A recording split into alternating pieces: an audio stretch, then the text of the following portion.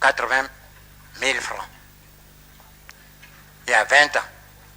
Avec un pouvoir d'achat plus élevé que le cacao qui nous a été proposé durant le dernier accord que nous avons refusé, 500 francs.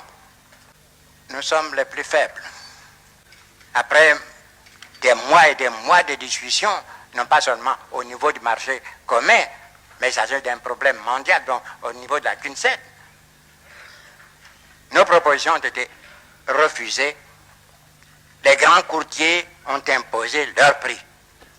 Qu'est-ce que nous leur avons demandé à partir du moment où eux-mêmes ont fixé un prix qui ne rémunère pas le travail du paysan? Que ce prix minimum nous soit garanti durant une campagne. Et le drame que nous vivons, pendant encore longtemps, nous serons obligés de confectionner nos budgets, d'assurer donc le fonctionnement de nos États à partir des recettes d'exportation de nos matières premières. Je prends un exemple. La Côte d'Ivoire est parvenue à un tonnage global de près de 800 000 tonnes entre le cacao et le café.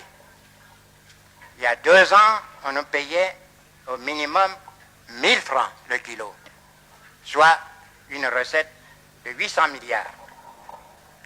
Brutalement, on nous réduit de moitié et nous perdons 350 à 400 milliards.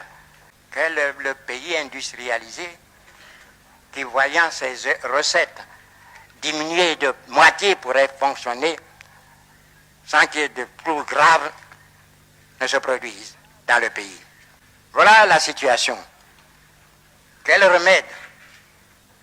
Nous dénonçons à longueur de journée cette situation que nous imposent non pas des gouvernants, des responsables, mais le monde économique et financier puissant, apparemment irresponsable. Nous ne faisons que pleurer. Je ne sais pas si on essuiera nos larmes, mais nous avons trouvé beaucoup de compréhension auprès du président de la République française. Mais je vous dis, pour terminer, nous n'envisageons qu'une seule solution, à terme. Tant que nous continuerons à vendre de minerais de fer, de bauxite, de cuivre, tant que nous continuerons à vendre des produits